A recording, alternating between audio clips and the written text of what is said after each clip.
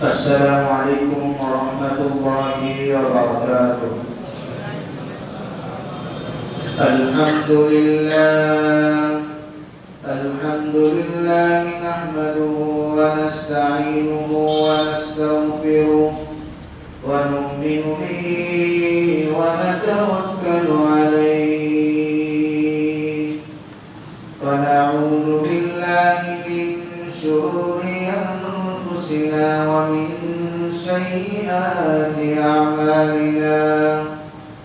من يهده الله فلا مضل له ومن يضلله فلا هادي له ونشهد أن لا إله إلا الله وحده لا شريك له ونشهد أن سيدنا وسندنا وحبيبنا وطبيب ربنا ومولانا محمدا عبده ورسوله الذي أكمل الله به قصر النبوة أي حكم الله به النبوة وأعلن في القرآن بالبرهان أنه قال خاتم النبيين والمرسلين الذي أرسله بالحق بشيرا ونذيرا وداعيا إلى الله بإذنه وسراجا وقمرا منيرا أما بعد فقد قال الله تبارك وتعالى في كلامه المجيد وفي فرقان الحميد. أعوذ بالله من الشيطان الرجيم. بسم الله الرحمن الرحيم. أفحسبتم أنما خلقناكم عبثا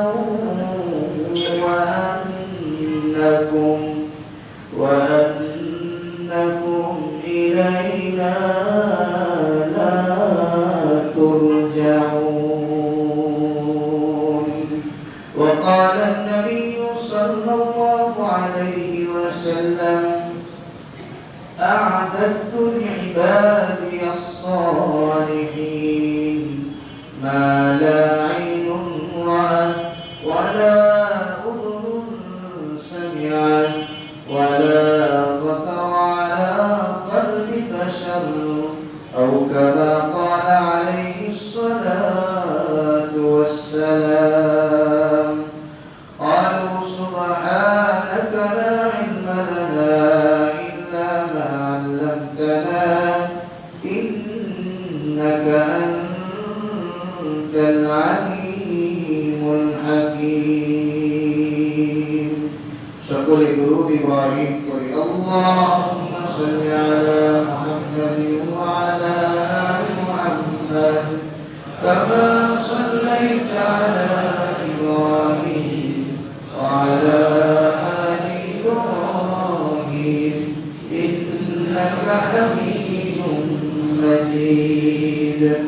اللهم بارك على محمد وعلى آل محمد كما باركت على إبراهيم وعلى آل إبراهيم إنك حميد مجيد. الحمد لله তাআলা।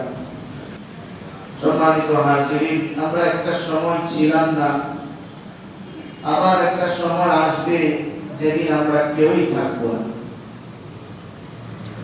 এই ব্যাপারে সকলেই আমরা একমত যে চলে তো যাইতেই হবে, কেউ থাকতে পারবো না দুনিয়াতে, এই ব্যাপারে আমরা সকলেই একমত। কিন্তু আল্লাহ রাব্বুল আলামিন এই পাঠানো এবং নেওয়ার মাঝখানে যে সময়টা দুনিয়াতে আমরা অতিবাহিত করতেছি, যে সময়টা আমরা দুনিয়াতে বেঁচে আছি, ওই সময়টা ওই দুনিয়াতে কেন প্রেরণ করলেন?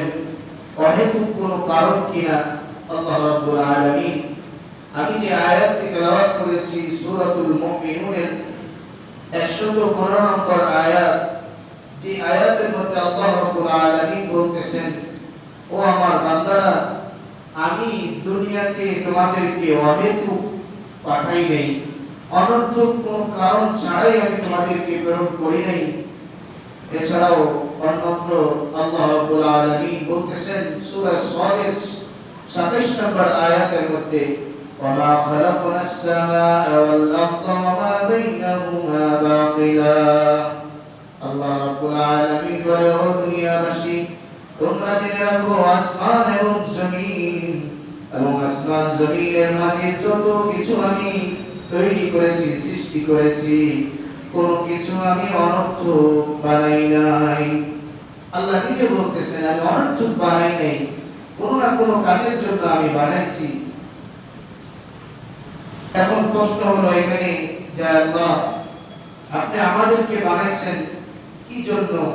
একটা প্রশ্ন এখানে আসে, সেটা আল্লাহ রাব্বুল আলামিন সূরাতুল জারিয়াতের 56 নম্বর আয়াতের মধ্যে বলতেছেন, ওয়া খালাকাতুল জিন্না ওয়াল ইনসা ইল্লা লিয়াবুদুন। আল্লাহ রাব্বুল আলামিন জানায়, ও মানব জাতি, আমি তোমাদেরকে আমার ইবাদতের জন্য সৃষ্টি করেছি। আল্লাহ বলতেছেন যে তোমাদেরকে আমি যে প্রেরণ করছি, আমার ইবাদতের জন্য প্রেরণ করছি। এখন প্রশ্ন হলো, আল্লাহ কতদিন পর্যন্ত ইবাদত করতে হবে? কতদিন পর্যন্ত করতে হবে? আল্লাহ পাকের কাছে যখন আমরা প্রশ্ন রাখি, তখন আল্লাহ রাব্বুল আলামিন কোরআন দ্বারা জবাব দিতেছেন। সূরাতুল হিজরের 99 নম্বর আয়াতের মধ্যে বলতেছেন, ওয়া'বুদ রাব্বাকা হাত্তা ইয়াতিয়াকাল ইয়াকিন। এই ইয়াকিনটার উদ্দেশ্য হলো হাত্তাল মাউত, অর্থাৎ মৃত্যু পর্যন্ত তোমার ইবাদত করতে হবে। ও বান্দা, তোমরা জেনে রাখো, মৃত্যু যেদিন আসবে ওই আগের মুহূর্ত পর্যন্ত তোমাদের ইবাদত করেই যেতে হবে, এতে কোনো সন্দেহ নাই, ইবাদত করতে হবে আমার। এরপরে প্রশ্ন হয় যে আল্লাহ, তাহলে কি মরতেই হবে? মরণ কি লাগবেই? যখন আল্লাহর কাছে প্রশ্ন করা হয়, সূরাতুল আনকাবুতের 57 নম্বর আয়াতের মধ্যে আল্লাহ বলতেছেন, কুল্লু নাফসিন যায়িকাতুল মাউত সুম্মা ইলাইনা তুরজাউন। দুনিয়ার মধ্যে যাকে আমি প্রাণ দান করেছি, যার ভিতরে আমি আত্মা দিয়েছি, প্রত্যেকটা প্রাণীকে, প্রত্যেকটা আত্মাকে মৃত্যুর স্বাদ আস্বাদন করতে হবে, এতে কোনো সন্দেহ নাই। আল্লাহ বলতেছেন অবশ্যই মৃত্যুবরণ করতে হবে, এতে কোনো সন্দেহ নাই। তাহলে বুঝতে হবে যে মৃত্যুর স্বাদ আমাদের গ্রহণ করতেই হবে। তাহলে আল্লাহ যে আমাদেরকে পাঠাইলেন ইবাদতের জন্য, আমি কতটুকু ইবাদত করতেছি, নিজেদের হিসাব মেলানো দরকার, নিজেদের চিন্তা করা দরকার যে আমরা কতটুকু ইবাদত করতে পারতেছি। যাই হোক, আল্লাহ পাক যখন বললেন যে প্রত্যেককে মৃত্যুর স্বাদ গ্রহণ করতে হবে, তখন একটা প্রশ্ন হয় যে আল্লাহ, আমি যদি পালিয়ে যেতে চাই, আমি যদি বাংলাদেশ থেকে বের হয়ে অন্যত্র চলে যাই, তাহলে কি বাঁচার কোনো উপায় আছে? তখন আল্লাহ রাব্বুল আলামিন সূরাতুল আহজাবের 16 নম্বর আয়াত দ্বারা জবাব দিতেছেন, قل لن ينفعكم الفرار إن فررتم من الموت أو القتل আল্লাহ রাব্বুল আলামিন নবীর মাধ্যমে জানাই দিতেছেন, হে নবী আপনি ঘোষণা করে দেন আপনার উম্মত যতই পালানোর চেষ্টা করুক না কেন মৃত্যু থেকে কেউ পালানো করতে পারবে না। মৃত্যু তাকে গ্রাস করলেই এরপরে প্রশ্ন হয়, আল্লাহ যদি আমি এমন একটা প্রাচীর বানাই, এমন একটা ঘর নির্মাণ করি যেখানে পোকা মাকড় প্রবেশ করতে পারে না, সেখানে মালাকুল মউত প্রবেশ করতে পারবে না, আমি যদি এরকম কোন ঘর বানাই তাহলে কি আমি বাঁচতে পারবো? তখন আল্লাহ রাব্বুল আলামিন জবাব দিতেছেন সূরাতুন নিসায়ে ৭৮ নম্বর আয়াতের মধ্যে আল্লাহ রাব্বুল আলামিন বলতেছেন, আইনামা তাকুনু ইউদরিকুমুল মাউতু ওয়ালাউ কুনতুম ফি বুরুজিন মুশাইয়াদা। আল্লাহ রাব্বুল আলামিন বলেন, ও দুনিয়াবাসী তোমরা শুধু লোহার প্রাচীর নয়, তোমরা পাথর ঢালাইকৃত দেয়ালের মধ্যে নয়, তোমরা যেখানেই থাকো না কেন সেখানে আমার মালাকুল মউত হাজির হয়ে যাবে। হাজির হবে, তুমি যেখানেই পালাইতে চাও না কেন, যে আবদ্ধ যত আবদ্ধর মধ্যেই থাকো না কেন মালাকুল মউত সেখানে উপস্থিত হবেই হবে, এতে কোনো সন্দেহ নেই। এরপরে প্রশ্ন হয়, আল্লাহ নিয়ে তো যাবেনি, তাহলে যে নাকি মৃত্যুবরণ করে মৃত্যু আগ মুহূর্তে সে তো বুঝে ফেলে যে আজরাইল চলে আসছে, মালাকুল মউত চলে আসছে, এখন তো আবার মৃত্যু ছাড়া কোনো রাস্তা নাই। তখন ওই ব্যক্তি আল্লাহর কাছে সাহায্য চায়, আল্লাহ আপনি একটু সুযোগ দেন না, একটু সুযোগ দেন, সারাটা জীবন তো নাফরমানিতে কাটাইলাম, সারাটা জীবন আপনার হুকুম আদায় করি নাই, আপনার নাফরমানিতে জীবন কেটে গেছে, একটু সুযোগ দেন। সুযোগ কি পাওয়া যাবে?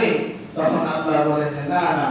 সূরাতুল আরাফের 34 নম্বর আয়াত, সূরাতুল ইউনূসের 49 নম্বর আয়াতের মধ্যে আল্লাহ বলেন, ওয়ালিকুল্লি উম্মাতিন আজাল ফাইযা জাআ আজালুহুম লা ইস্তাখিরুনা সাআতান ওয়া লা ইস্তাকদিমুন। ও দুনিয়াবাসী তোমার মৃত্যুর সময় যখন লেখা হবে তখন মালাকুল মউত উপস্থিত হয়ে যাবে, যখন মালাকুল মউত উপস্থিত হয়ে যাবে তখন তোমার কোনো সময় দেওয়া হবে না। ওই সময় মালাকুল মউত তোমার জান আত্মা নিয়ে আমার আসমানে চলে আসবে। অর্থাৎ সময় যখন হয়ে যাবে তখন চলেই যেতে হবে, এতে কোনো সন্দেহ নাই। আল্লাহ এটি জানাইতেছেন দুনিয়াবাসীকে, সময় যখন হয়ে যাবে আর কোনো সুযোগ নাই। অতএব ওই সময় আসার আগে আগে, ওই সময় আসার আগে আগে আমাদের প্রস্তুতি নেওয়া দরকার। আমাদেরকে যে জন্য আল্লাহ পাঠাইলেন, যে উদ্দেশ্যে আল্লাহ পাঠাইলেন, ওটা তো আমাদের হাসিল করতে হবে। আজকে যদি আমরা অহেতুক অযথা সময় নষ্ট করে দিলাম, আল্লাহর বিধানকে মানলাম না, আল্লাহর হুকুম সর্বপ্রথম যে হুকুম, সর্বোত্তম এবং সবথেকে বড় হুকুম যেটা পাঁচ ওয়াক্ত নামাজ, ওটাও যদি আমরা আদায় না করি তাহলে তো পাকড়াও হয়ে যাব, যাওয়ার সময় আমরা ধরা খেয়ে যাব। এই জন্য হাদিস শরীফের মধ্যে আসছে, কোনো মানুষ যদি মারা যায়, ওই ব্যক্তি যদি নামাজ না পড়ে থাকে, ওই ব্যক্তি যদি নামাজ না পড়ে থাকে, ওই ব্যক্তির ওই মৃত্যু থেকেই তার আযাব শুরু হয়ে যায়, মৃত্যু থেকেই তার আযাব শুরু হয়ে যায়। এই জন্য শরীয়তের একটা মাসআলাও আছে যেটা আমরা অনেকেই জানি না, সেটা হলো কেউ যখন মারা যায়, মারা যাওয়ার পরে জানাজার আগ পর্যন্ত আমরা যে দেখার রীতিনীতি দেখি, আমরা লাশ দেখার, এটা দেখা যাবে জানাজার আগ পর্যন্ত। জানাজার পরে লাশ দেখার শরীয়তের কোনো বিধান নাই। কারণ হলো রাসূলুল্লাহ সাল্লাল্লাহু আলাইহি ওয়াসাল্লাম বলেন, যখন নাকি কোনো মাইয়িতের জানাজা পড়া হয়ে গেল, ওই জানাজার মাঝি আল্লাহ রাব্বুল আলামিন সিদ্ধান্ত করে দেন ওই ব্যক্তি কি শাস্তি পাবে নাকি আল্লাহ থেকে ক্ষমা পেয়ে যাবে, ওই সিদ্ধান্ত নামাজের মাঝি হয়ে যায়। এইজন্য রাসূল বলেন, মৃত ব্যক্তির জানাজা যখন হয়ে যায় এরপরে তোমরা চেহারা খুলে দেখো না, কারণ চেহারা কালো হয়ে গেলে ব্যক্তি সুন্দর ছিল, চেহারা কালো হয়ে গেলে মানুষ বলবে এই ব্যক্তিটা আযাবে নিপতিত হয়ে গেল। আর ব্যক্তিটা কালো ছিল, এই ব্যক্তিটা সুন্দর হয়ে গেল জানাজার পরে, এই ব্যক্তি নিঃসন্দেহে আমলের মধ্যে চলে গেল, নেকির ভিতরে চলে গেল, আল্লাহ পুরস্কারের মধ্যে চলে গেল। এইরকম কমেন্ট আসবে, মানুষ বলাবলি করবে। তার থেকে ভালো রাসূল সাহাবায়ে কেরামকে শিক্ষা দিয়েছেন এবং বলেছেন জানাজা যখন কোনো মানুষের হয়ে যায় এরপরে তোমরা আর মুখ খুলে দেখো না, এটার অনুমতি নেই। এজন্য আজকে থেকে আমরা জেনে রাখি, মৃত ব্যক্তির যখন জানাজা হয়ে যাবে, জানাজার পরে আমরা লাশ তুলতে দেব না। যাই হোক, যেটা বলতেছিলাম যে আল্লাহ রাব্বুল আলামিন যাইতে তো হবে আমাদের। তো যখন নাকি কোনো ব্যক্তি আল্লাহর কাছে মৃত্যুর আগে সুযোগ চায় যে আল্লাহ একটু সুযোগ দেন না আমাদেরকে, একটু সুযোগ দেন আমল করে আসি, একটু সুযোগ দেন। বা সকালবেলা মালাকুল মউত আসছে যে রাত্রেবেলা নিয়ে যাও, সারাটা দিন একটু সুযোগ দাও, তওবা করি, এই সুযোগ আল্লাহ পাক দিবেন না। সূরা মুনাফিকুনের 11 নম্বর আয়াতের মধ্যে আল্লাহ রাব্বুল আলামিন বলতেছেন ওয়ালা ইউআখিরুল্লাহু নাফসান ইযা জাআ আজালুহা ওয়াল্লাহু খাবীরুম বিমা তা'মালুন। মৃত্যুর সময় যখন হয়ে যাবে, নির্ধারিত সময় যখন তোমার মৃত্যু হয়ে যাবে, এরপরে আল্লাহ রাব্বুল আলামিন সামান্য সময়টুকু বিলম্ব করবেন না, সামান্য সময় বিলম্ব করা হবে না। অতএব কিসের আশায় আমরা ঘুরতেছি, কিসের আশায় আমরা এরকম উদাস মনে ঘুরতেছি? অনেকে তো আমরা মনে করতেছি যে না, মৃত্যুবরণ করবো না, দেরি আছে আরো, মাত্র তো 30-40 হলো, 50-60 হলো, 80-90 বয়স পর্যন্ত যাবেই। যারা এই আশায় আছেন তারা ওই আশা থেকে ফিরে আসেন, কারণ আমাদের সামনেই কত যুবককে আমরা কবরে শোয়াইতেছি, কত 60 বছরের মানুষকে আমরা কবরে শোয়াইতেছি, দেখতেছি। এ থেকে যদি আমরা শিক্ষা না নেই তাহলে কিন্তু আমরা ধরা খেয়ে যাব। এই জন্য যারা নাকি আমরা দিন থেকে আশায় আছি 90 বছর 100 বছর বাঁচবো, তারা ভুলের ভিতরে আছি। আপনারা ফিরে আসেন। যাই হোক, বিলম্ব করা হবে না। যখন মৃত্যু লেখা হবে তখন অবশ্যই আসবে। এর মানে মৃত্যু থেকে পালানোর কোনো রাস্তা নাই। মৃত্যু আমার আস্বাদন করতে হবে। সূরাতুল জুমআর 8 নম্বর আয়াতের মধ্যে আল্লাহ রাব্বুল আলামিন বলেন কুল ইন্নাল মাউতাল্লাযী তাফিরুনা মিনহু ফাইন্নাহু মুলাকীকুম সুম্মা তুরাদ্দুনা ইলা আলিমিল গায়বি ওয়াশ শাহাদা ফায়ুনাব্বিউকুম বিমা কুনতুম তা'মালুন। আল্লাহ রাব্বুল আলামিন বলেন, হে নবী, আপনি আপনার উম্মতকে জানিয়ে দেন মৃত্যুর ব্যাপারে তারা যতই পলায়ন করুক না কেন, তারা মৃত্যুর ব্যাপারে যতই উদাসীন থাকুক না কেন, মৃত্যু কিন্তু একদিন তাদের কাছে আসবে, এতে কোনো সন্দেহ নাই। এজন্যই মৃত্যুর ব্যাপারে আল্লাহ রাব্বুল আলামিন অসংখ্য আয়াত কারিমা নাযিল করেছেন। মানুষকে এটাই বুঝাইছেন, এটার ব্যাপারে তোমরা কোনো সন্দিহান হয়ো না, এটার ব্যাপারে তোমরা উদাসীন হয়ে যাও না। হাঁটতেছো হঠাৎ তোমার মালাকুল মউত চলে আসবে, ওই মুহূর্তে তোমার চলে যেতে হবে। তুমি তওবা করবা কখন, তুমি আল্লাহর কাছে মাফ চাইবা কখন, আর আত্মীয় স্বজনকে কখন করবা, ওই সময়টুকু তোমাকে দেওয়া হবে না। এই জন্য আজকে দেখেন, হিন্দু ধর্ম বলেন, খ্রিস্টান ধর্ম বলেন, কি আফ্রিকান বলেন, যে কোনো রাষ্ট্র বলেন, সকল মানুষ এই ক্ষেত্রে একমত যে মৃত্যুর স্বাদ সকলকে গ্রহণ করতেই হবে, এতে কোনো সন্দেহ নেই, সবাই এটা বলে। এই জন্য আমার আপনারও এখান থেকে বাঁচার কোনো উপায় নেই। এখানে আমরা মৃত্যুবরণ করতে হবে। রাসূলুল্লাহ সাল্লাল্লাহু আলাইহি ওয়াসাল্লাম হাদিস শরীফের মধ্যে বলেন, লম্বা এক হাদিস, আবু দাউদ শরীফের 4753 নম্বর হাদিস, যে হাদিসের মধ্যে রাসূলুল্লাহ সাল্লাল্লাহু আলাইহি ওয়াসাল্লাম জানাইছিলেন যে মৃত্যু যখন চলে আসবে, মৃত্যুর পরে মানুষের যে ঠিকানা হবে ওটা হলো আসল ঠিকানা। ওইখানে যে ধরা খেয়ে গেল, অর্থাৎ কবর জগৎ ওইখানে যে ধরা খেয়ে গেল, সে সমস্ত ঘাটিতে ধরা খেয়ে গেল। আর ওইখানে যে বেঁচে গেল, রাসূল বলেন সমস্ত জায়গায় সবগুলো ঘাটিতে সে মুক্তি পেয়ে গেল। আবু দাউদ শরীফের হাদিস, বারা ইবনে আযিব রাদিয়াল্লাহু তাআলা আনহু থেকে বর্ণিত। তিনি বলেন, বারা ইবনে আযিব রাদিয়াল্লাহু তাআলা আনহু বলেন, খরজনা মা রাসূলিল্লাহ সাল্লাল্লাহু আলাইহি ওয়াসাল্লাম ফি জানাজাতি রাজুলিন মিনাল আনসার। বারা ইবনে আযিব রাদিয়াল্লাহু তাআলা আনহু বলেন যে আমরা একবার আনসারী এক সাহাবীর জানাজা পড়ার জন্য রাসূলুল্লাহ সাল্লাল্লাহু আলাইহি ওয়াসাল্লামের সাথে বের হয়ে যাইতেছিলাম। তো লাস্ট সেখানে যাওয়ার আগেই হলো ওই ব্যক্তির কবর ছিল, যেটা কবর খনন করা হচ্ছিল। রাসূল যাওয়ার সময় কবরের পাশে বসে গেলেন। জালাস রাসূলুল্লাহ সাল্লাল্লাহু আলাইহি ওয়াসাল্লাম, রাসূল বসে গেলেন। ওয়া জালাসনা হাওলাহু, আমরাও, বারা ইবনে আযিব বলতেছেন, আমরা সকল সাহাবী রাসূলের সাথে সেখানে বসে গেলাম। কেমন ভাবে বসলাম?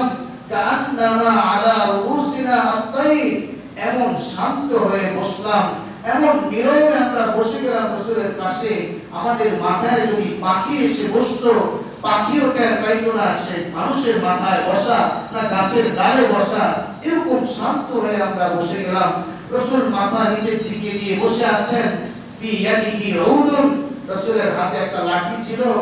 লাঠি, যেটা নাকি নবুয়তের লাঠি বলা হয়, রাসূলের হাতে সব সময় থাকতো, সুন্নাত হিসেবে রাসূল রাখতেন। ওই লাঠি ইয়াকুতু ফিল আরদি, রাসূলুল্লাহ সাল্লাল্লাহু আলাইহি ওয়াসাল্লাম ওই লাঠি দ্বারা জমিনের মধ্যে কবরের পাশে বসে এরকম আঁকাআঁকি করতেছিলেন। চুপ করে বসে আছেন রাসূল। সাহাবায়ে কেরাম সবাই তাকায় আছে, কি ব্যাপার? রাসূল কোনো কথা বলতেছেন না, চুপ করে আছেন কেন? ফারাফা রাসহু, রাসূলুল্লাহ সাল্লাল্লাহু আলাইহি ওয়াসাল্লাম খানিক সময় পরেই মাথা উঠাইলেন, উঠায় বললেন, ইস্তাঈযু বিল্লাহি মিন আযাবিল কবর, ইস্তাঈযু বিল্লাহি মিন আযাবিল কবর, ইস্তাঈযু বিল্লাহি মিন আযাবিল কবর। ও আমার সাহাবীরা, ও আমার সাহাবীরা, ও আমার সাহাবীরা, তোমরা শুনে রাখো, এই কবরের আযাব থেকে রেহাই পাওয়ার জন্য তোমরা প্রতিনিয়ত আল্লাহর কাছে ক্ষমা চাও। এই কথাটা রাসূল দুইবার, মাররাতাইন আও সালাসান, দুইবার অথবা তিনবার রাসূলুল্লাহ সাল্লাল্লাহু আলাইহি ওয়াসাল্লাম সাহাবায়ে কেরামকে উদ্দেশ্য করে বলছেন। রাসূল কেন বললেন? فإن العبد المؤمن إذا كان في انقطاع من الدنيا وإقبال من الآخرة, رسول الله صلى الله عليه وسلم বললেন, আমার কোন ঈমানদার উম্মত যদি মৃত্যুবরণ করার সময় হয়, মৃত্যুর সময়ের আগে আগে রাসূলুল্লাহ সাল্লাল্লাহু আলাইহি ওয়াসাল্লাম বলেন, আমার উম্মতের মৃত্যুর আগে আল্লাহ আসমান থেকে হাজার হাজার ফেরেশতা তাকে স্বাগত জানানোর জন্য পাঠিয়ে দেন। অর্থাৎ হাজার হাজার ফেরেশতা আসে তার আত্মাকে স্বাগত জানানোর জন্য, তার আত্মাকে আলিঙ্গন করার জন্য। আল্লাহ রাব্বুল আলামিন হাজার হাজার ফেরেশতা পাঠায় দেন আসমান থেকে। এক হাদিসের মধ্যে আসছে, মৃত ব্যক্তির দৃষ্টি যত দূর পর্যন্ত যায়, এখনো মৃত্যুবরণ করে নাই, তার আগ মুহূর্তে তার দৃষ্টি যত দূর যায়, আল্লাহ রাসূল সাল্লাল্লাহু আলাইহি ওয়াসাল্লাম বলেন, দুইটা সারিতে আল্লাহ রাব্বুল আলামিন দৃষ্টির শেষ সীমানা পর্যন্ত আসমান থেকে ফেরেশতা নিয়োজিত করে দেন। সুবহানাল্লাহ। কেন? বলে যে তার আত্মাটা, ঈমানদার ব্যক্তির আত্মাটা যখন বের হয়, বের হওয়ার পরে তারা স্বাগত জানাইতে থাকে।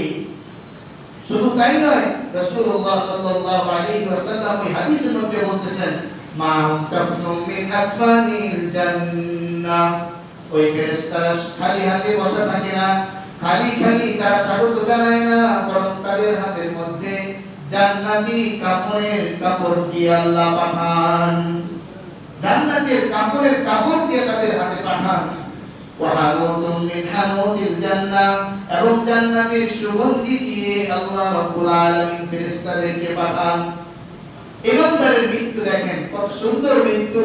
যে ঈমান নিয়ে মরতে পারবে, যে আল্লাহর উপরে বিশ্বাস এবং আমলে সালেহ নিয়ে মৃত্যুবরণ করতে পারবে, রাসূলের সুন্নাহ অনুযায়ী সে আমল করছে, জিন্দেগি যাপন করছে, ওই ব্যক্তির মৃত্যু দেখেন কত সুন্দর।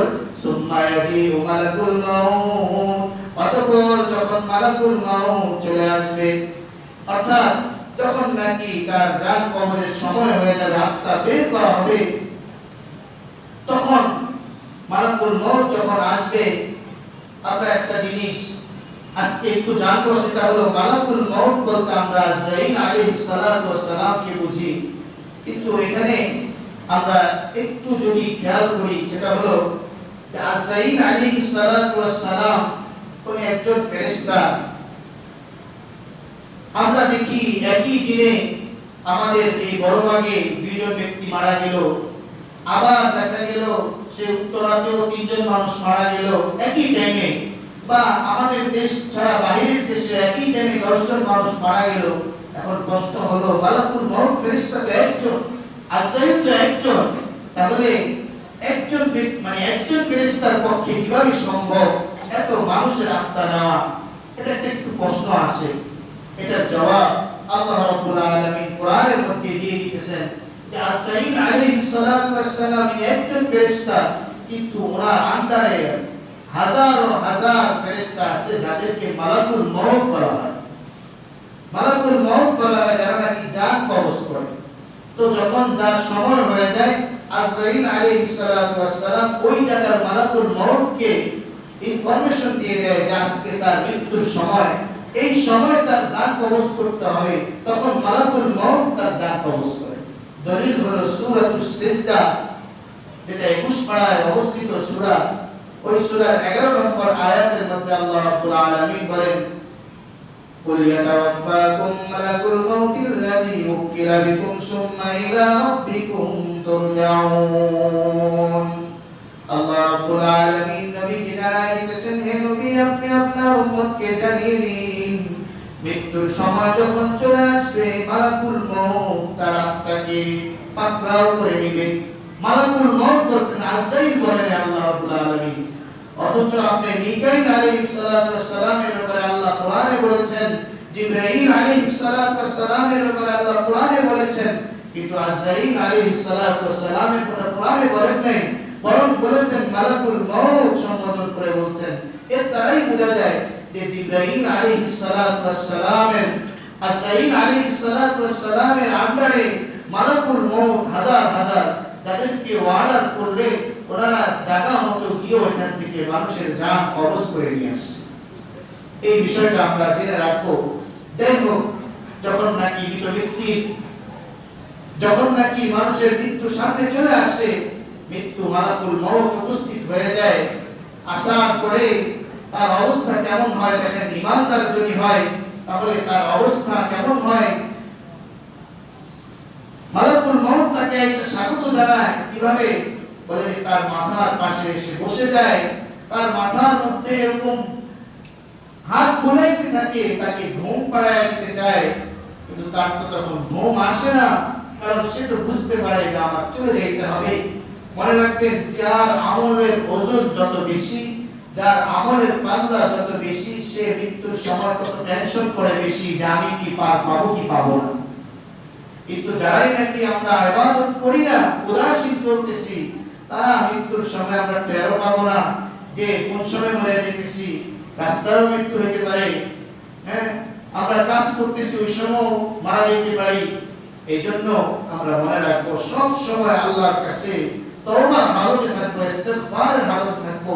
আগেও বলেছি যে যখনই আমি কোনো ফুরসত পাবো, কোনো সুযোগ পাবো, যে আমার কোনো কাজ নেই, কোনো কিছুই করার সময় নীরব আমি বসে আছি, ওই সময় আমি আস্তাগফিরুল্লাহ আস্তাগফিরুল্লাহ আস্তাগফিরুল্লাহ আস্তাগফিরুল্লাহ করেন।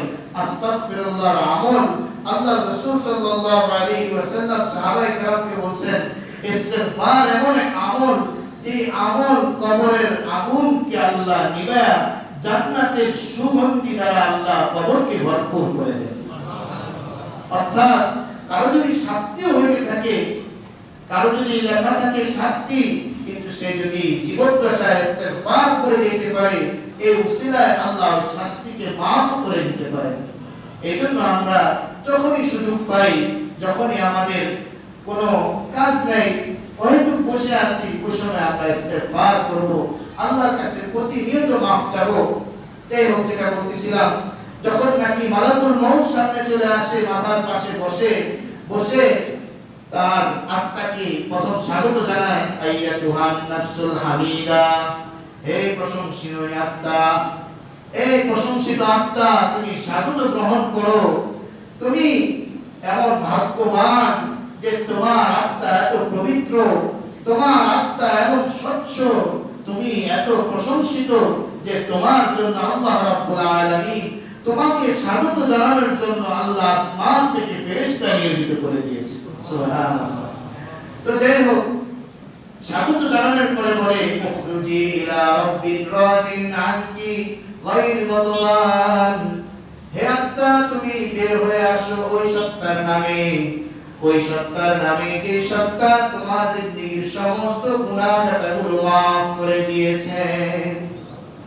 শুধু মাফ করছেন তাই নয়, গায়র মাদওয়ান, তিনি বলেন শুধু মাফ করছেন তাই নয়, রাসূল বলেন যে ওই মালাকুল মউত তাকে বলতে থাকে যে মাফ করছেন তাই নয়, তোমার জন্য জান্নাতের সুসংবাদ আল্লাহ পাঠিয়ে দিয়েছেন। এই জন্য মৃত্যুর সময় যখন নাকি চলে আসে, ঈমান অবস্থায় যাইতে পারা, ঈমান নিয়ে যাইতে পারা, এটা অনেক বড় খুশনসিব, অনেক বড় খুশনসিব। রাসূল এই জন্যই বেশি বেশি এই কথাটাই বলতেন সাহাবায়ে কেরামকে, তো আমার সাহাবীরা, জাদ্দিদু ঈমানাকুম, জাদ্দিদু ঈমানাকুম, তোমরা ঈমানকে নবায়ন করো।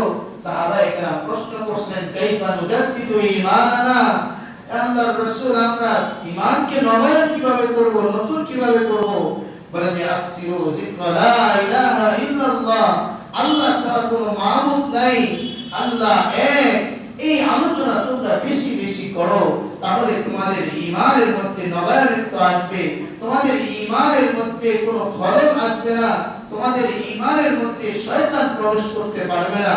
এই জন্য তোমরা বেশি বেশি আল্লাহর সৃষ্টি নিয়ে, আল্লাহকে নিয়ে তোমরা ধারণা করতে থাকো, চিন্তা করতে থাকো যে মৃত্যুর আগে আমাদের কি করা উচিত, মৃত্যুর পরে আমাদের কি হবে, এগুলো নিয়ে তোমরা ভাবতে থাকো।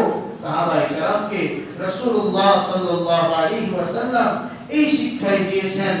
যাই হোক, যখন নাকি মালাকুল মউত তার জানটা বের করে নিয়ে যায়, তখন নবীজি সাল্লাল্লাহু আলাইহি ওয়াসাল্লাম বলেন যে এমন ভাবে বের করে যে কোন পাত্র থেকে যখন পানি ঢালা হয়, শেষ পানিটা যেভাবে আস্তে আস্তে ফোঁটা ফোঁটা পড়ে, বলে যে মালাকুল মউত ফেরেশতা সে ঈমানদারের আত্মাকে এমন ভাবে আস্তে আস্তে বের করে নিয়ে আসে যাতে করে ঈমানদারের কোনো কষ্ট না হয়, যাতে করে ঈমানদারের কষ্ট না হয়, সে যাতে কেন না পায়, সেজন্য আস্তে আস্তে ফেরেশতা নিয়ে আসে। আনার পরে ওই যে আল্লাহ ফেরেশতা স্বাগত জানানোর জন্য পাঠিয়ে দিয়েছেন, তারা বলতে থাকে, ও মালাকুল মউত দাও, আত্মাটা আমাদের হাতে দাও।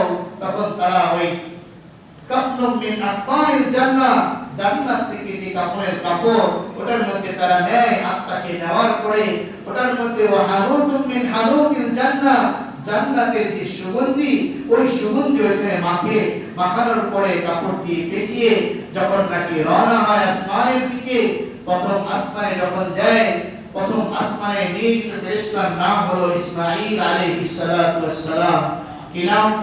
ইসমাঈল আলাইহিস সালাতু ওয়াস সালাম, যিনি ওনার আন্ডারে 12,000 ফেরেশতা আছে এবং প্রত্যেক 12,000 এর মধ্যে প্রত্যেকই আবার ওনাদের আন্ডারে 1 লক্ষ করে ফেরেশতা নিয়োজিত আছে। সুবহানাল্লাহ, কত বড় প্রথম আসমান! চিন্তা করেন, এত লক্ষ লক্ষ কোটি কোটি ফেরেশতা উপরে আছে, তো সকলেই তাকে স্বাগত জানাতে থাকে ওই আত্মাকে। আর যখন নাকি প্রথম আসমান ভেদ করে দ্বিতীয় আসমানে যাইতে নেয়, তখনই ফেরেশতারা জিজ্ঞেস করে, কার আত্মা নিয়ে যাচ্ছ? ফায়াসআলুনা বিহা ইলাস সামা, যখন নাকি আসমানের দিকে যাইতে থাকে তখন তারা প্রশ্ন করে, কার আত্মা নিয়ে যাচ্ছ? এমন আত্মা কার?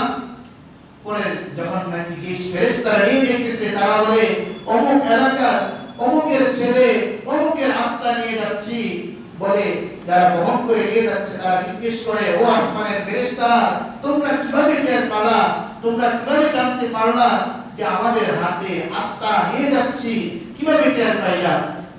তখন ফেরেশতারা বলে, এই আত্মার মধ্য থেকে আল্লাহ রাব্বুল আলামিন এমন সুগন্ধি ছড়ায়া দিছে, এমন সুগন্ধি ছড়ায়া দিছে, ঘ্রাণ ছড়ায়া দিছে যে আসমান নয়, প্রথম আসমান নয়, দ্বিতীয় আসমান নয়, 7 আসমান পর্যন্ত যত ফেরেশতা আছে সকলের নামকে আল্লাহ এই ঘ্রাণ দ্বারা সুরভিত করে দিয়েছে। এর দ্বারা আমরা বুঝতে পারতেছি যে আত্মা যেটা যাইতেছে এটা সৌভাগ্যবান আত্মা, এতে কোনো সন্দেহ নাই, যেহেতু আল্লাহ আমাদের নাকের ভিতরে তার ঘ্রাণ সুরভিত করে দিয়েছেন। এই জন্য যখন নাকি মালাকুল মউত চলে আসবে তখন কিছু নিয়ম আছে, শরীয়তের নিয়ম আমরা জেনে নিব।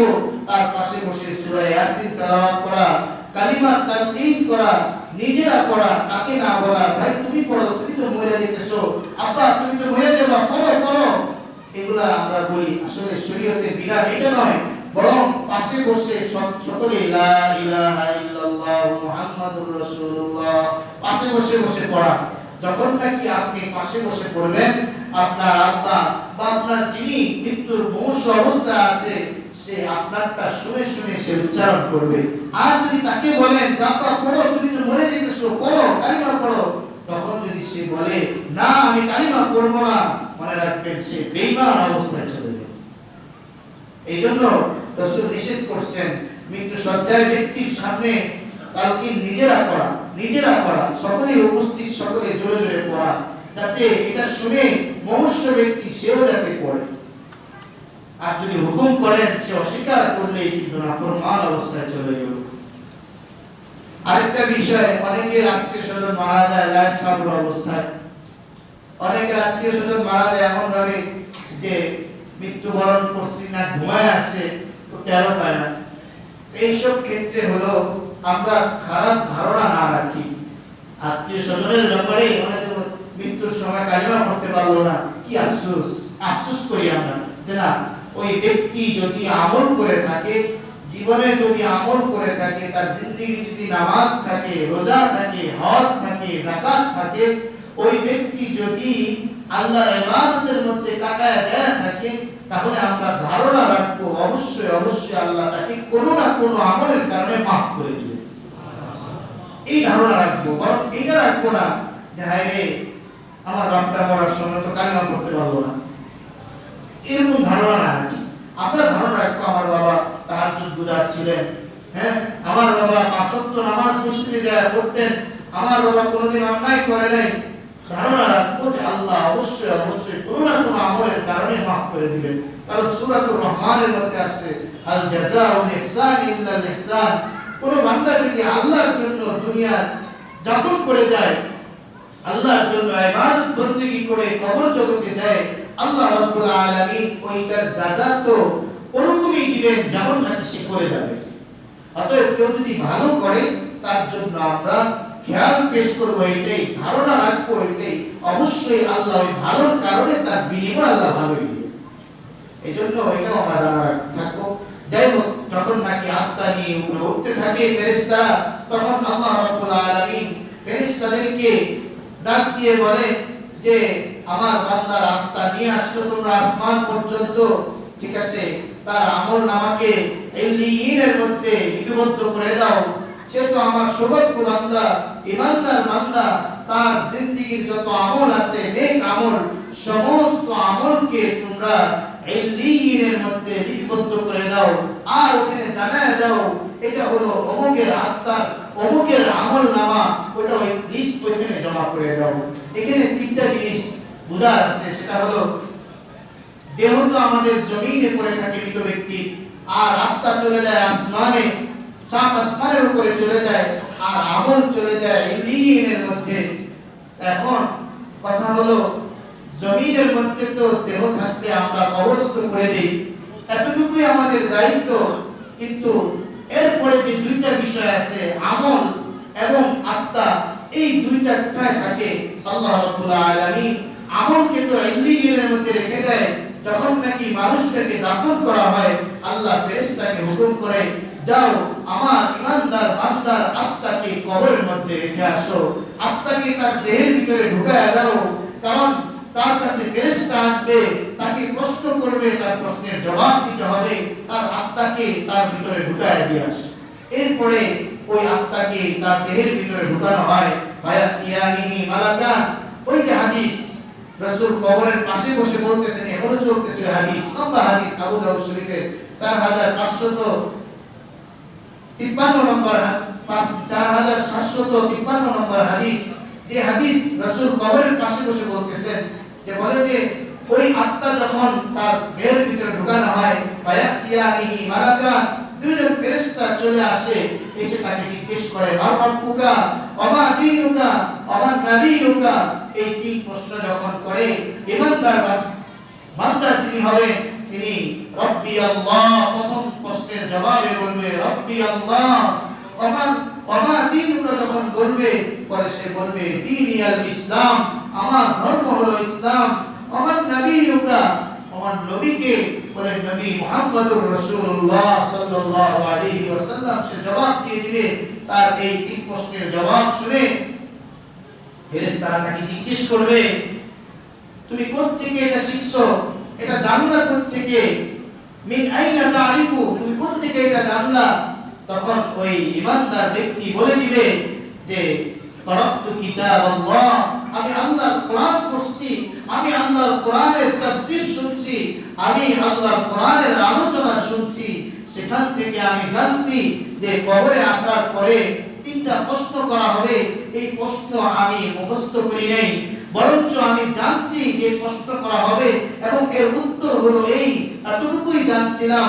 এতটুকু জানার পরে আমার মালাকুল মউত চলে আসছে, আমি কবর জগতে চলে আসছি। তখন ফেরেশতারা বলে যে ও বান্দা, তুমি জেনে রাখো, তোমার ঈমানের সাথে মৃত্যুবরণ করার কারণে, তোমার ঈমানের সহিত চলে আসার কারণে আল্লাহ রাব্বুল আলামিন তোমার জন্য আসান করে দিয়েছেন এখানে জবাব দেওয়া। এর দ্বারা বোঝা গেল কেউ যদি নাফরমান অবস্থায় যায়, তার জন্য এই সওয়ালের জবাব দেওয়া সম্ভব না। যতই আপনি দুনিয়াতে মুখস্থ করে যান না কেন, মৃত্যুর সময় যদি ঈমান নিয়ে না মরতে পারেন, তাহলে কবরে আপনার জন্য এত আসানের সহিত এত সহজভাবে জবাব দেওয়া সম্ভব না। যাই হোক, সর্বশেষ হাদিসের যে অংশ, এটার মধ্যে আল্লাহ রাব্বুল আলামিন ফেরেশতাদেরকে জানায় দেন যে আমি এই সাদাকা আব্দি, আমার এই বান্দা যে আমাকে সত্যায়ন করলো, আমাকে যে সত্য বলে স্বীকৃতি দিল, আমার নবীকে নবী হিসেবে গ্রহণ করলো এবং আমার দ্বীন ইসলামকে সে গ্রহণ করলো, স্বীকৃতি দিল, ও ফেরেশতারা তোমরা জেনে রাখো, আমি আমার এই বান্দার আমলের ব্যাপারে সত্যায়িত করে দিলাম। সুবহানাল্লাহ, সত্যায়িত করে দিলাম। এরপর আল্লাহ বলেন তাফরিশু ফিরাসাল জান্নাহ, আমার এই বান্দার জন্য জান্নাতের বিছানা বিছায়া দাও, ওয়া আলবিসু লিবাসাল জান্নাহ, তার শরীরের মধ্যে জান্নাতি পোশাক পরিধান করায়া দাও, ওয়াফতাহু লাহু বাবান ইলাল জান্নাহ, তার কবর থেকে নিয়ে জান্নাত পর্যন্ত একটা প্রশস্ত দরজা করে দাও, যাতে করে আমার এই ইমানদার বান্দা কবরে শুয়ে শুয়ে জান্নাতের নিয়ামত দেখতে পারে, জান্নাতের নাজ নিয়ামত দেখতে পারে। যখন নাকি ওই বান্দা নিয়ামত দেখবে, হুর গিলমানের নাচানাচি যখন ডান্স দেখবে, সে ধরতে যাবে, তখন আল্লাহর রাসূল বলেন ওই বান্দাকে আল্লাহ বলবেন কাম নাম কানাউমিল আরুস, তুমি ঘুমায়া যাও বান্দা, বাসর ঘরের দুলার মেয়ে তুমি ঘুমায়া যাও, লা ইউযিকুহু লা ইউকিজুহু ইল্লা আহাব্বা আহলিহি, তোমাকে জাগানোর মতো কেউ আসবে না, তোমাকে এই ঘুম ভাঙাবে তোমার প্রিয়তম, তোমার প্রিয় যে হবে সেই তোমাকে ঘুম থেকে জাগাবে, তুমি ঘুমায়া পড়ো। আল্লাহ পরক্ষণেই জানায়া দিতেছেন, ও বান্দা, তোমার এই জগতের মধ্যে সবথেকে প্রিয় তো হলাম আমি আল্লাহ তোমাকে বলে দিচ্ছি, তুমি ঘুমায়া থাকো, তোমার ঘুম ভাঙবে কিয়ামতের ময়দানে, কিয়ামতের ময়দানে যখন তুমি উঠবা, আমি আল্লাহ তোমার জন্য জান্নাতের ঠিকানা বানাই। সুবহানাল্লাহ, ওই মৃত্যু কি আমরা চাই কি চাই না? ওরকম মৃত্যু আমরা চাই কি চাই না? অবশ্যই আমরা চাই। আল্লাহ রাব্বুল আলামিন আমাদের প্রত্যেককে কালিমার সহিত ঈমানদার হয়ে ঈমান নিয়ে কবরে যাওয়ার তৌফিক দান করেন। সকলে বলে আমিন। ওয়া আখিরু দাওয়ানা আলহামদুলিল্লাহি রাব্বিল আলামিন।